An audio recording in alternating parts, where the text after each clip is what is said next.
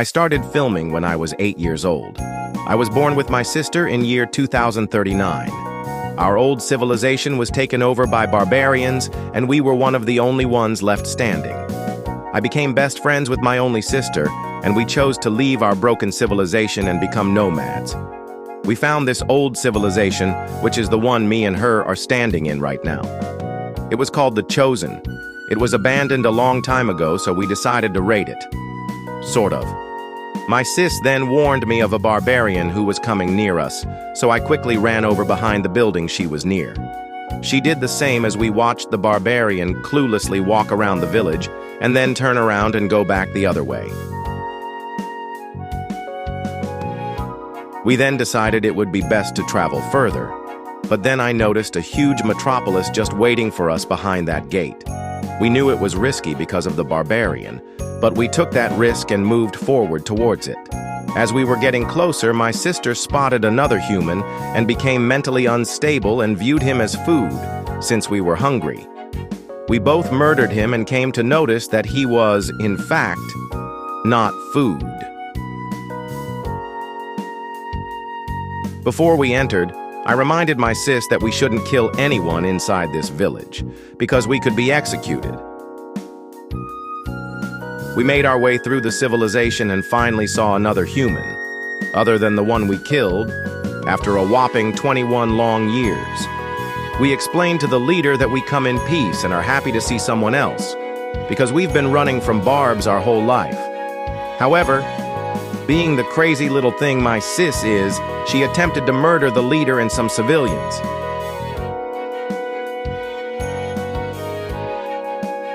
I quickly stopped her and apologized to the leader.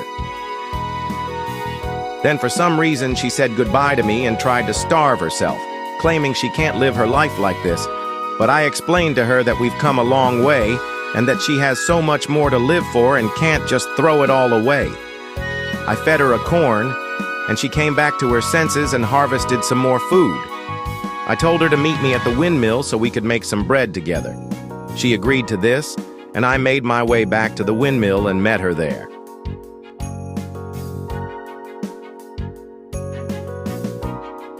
However, when I felt thirsty and went down to the river, my sister came up to me and claimed she had COVID-19.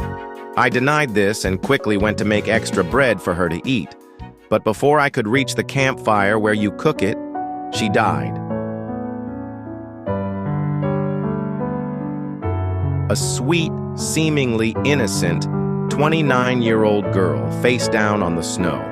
I couldn't believe that my sister, and even more my best friend, was lifeless.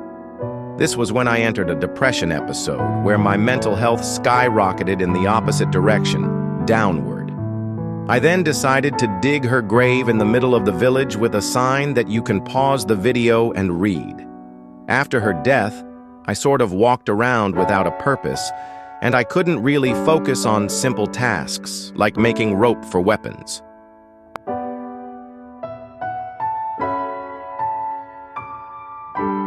I was now the age of 43 when I discovered an extremely old grave that acknowledged the civilian by the name of Feces Eater 9001. He lived from 829 to 897 with a sign that read, "The best son and the best cook ever."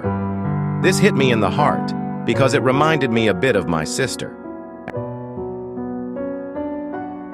After all the grief, I decided to move on to other nearby neighborhoods, keeping an eye on any nearby barbarians, which were outlined in red.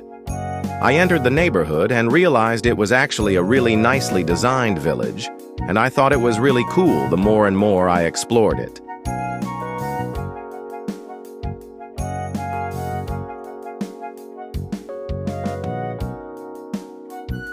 I then saw another village. It was being roamed by a barbarian and what looked like to be two leaders, so I made sure to be secretive as I approached it.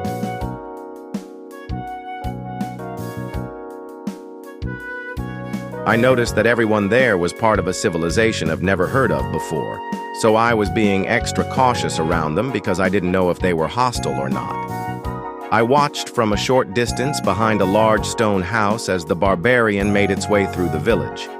I then walked over to a graveyard with very old gravestones from around the year 600. I then carefully made my way through the village, inspecting houses, chests, and other stuff. After that, I saw a fellow nomad in child form. He was gathering food, but I was also getting hungry and needed that corn.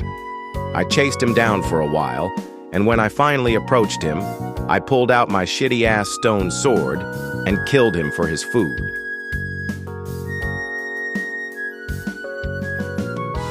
Later, though, I felt bad for what I did and gave him a proper burial with a sign next to his grave.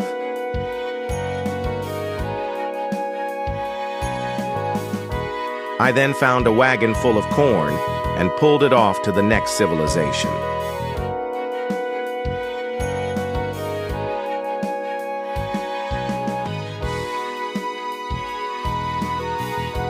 When I arrived at the distant village, I met a kind civilian from a civilization called the Peaceful.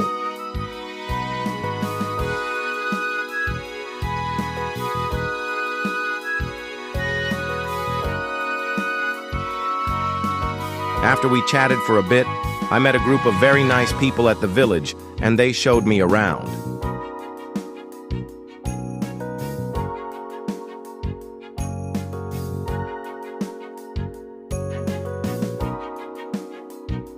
However, there were many corn thieves stealing from my wagon.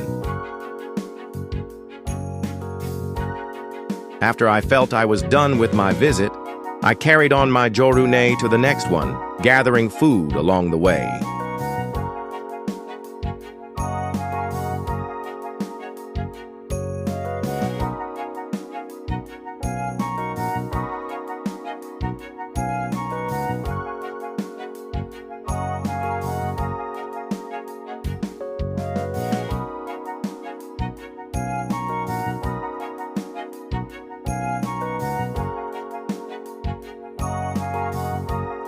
I stumbled upon a ghost town with literally nobody there.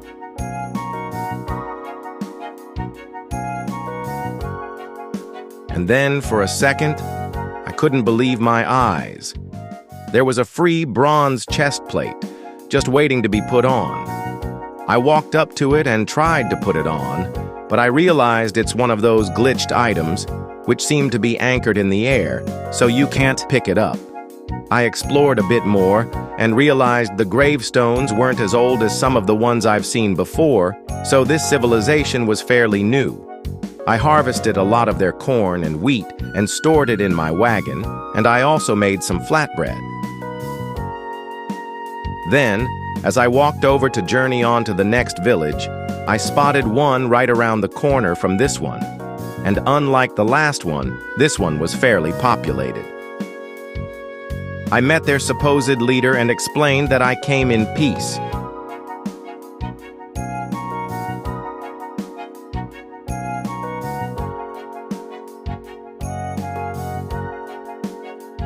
We chatted for some time, and then I got back to exploring their civilization.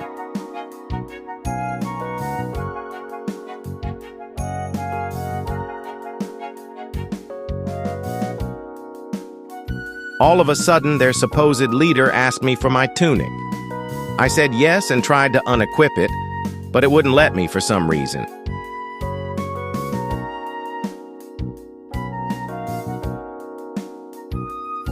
And then, of course, some children found my cart and tried to steal some corn, and I worked up the courage to murder both of them myself.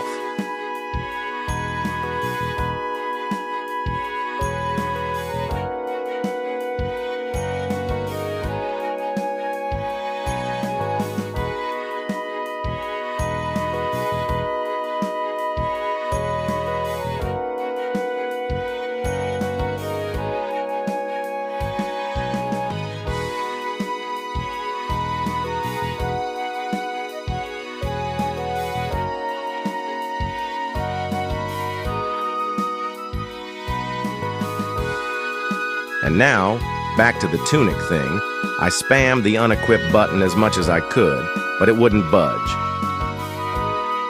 I apologized, and he was a little upset, but I thought it was no big deal at the time.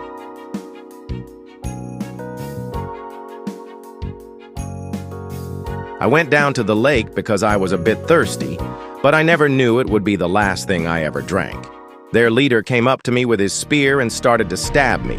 I tried to reason with him and told him I would make him his own tunic for free, but it was no use. He took his last stab as I took my last breath, and I died, right then and there. I was 76 years old. I probably should have expected this because he definitely killed me for my tunic, but he got instant karma because it never dropped. That tunic was practically stitched into my skin, and it disappeared with me. I know he felt guilty because after that he was left all alone. After all, we killed his last children. Then he walked with his shame out of his own village, never to be seen again.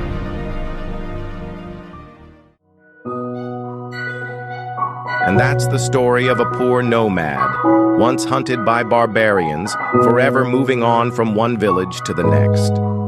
A life of wandering, shaped by hardship and unrest, now fades into memory, the final chapter of a soul who sought only peace in a world that would never grant it. Thank you for watching.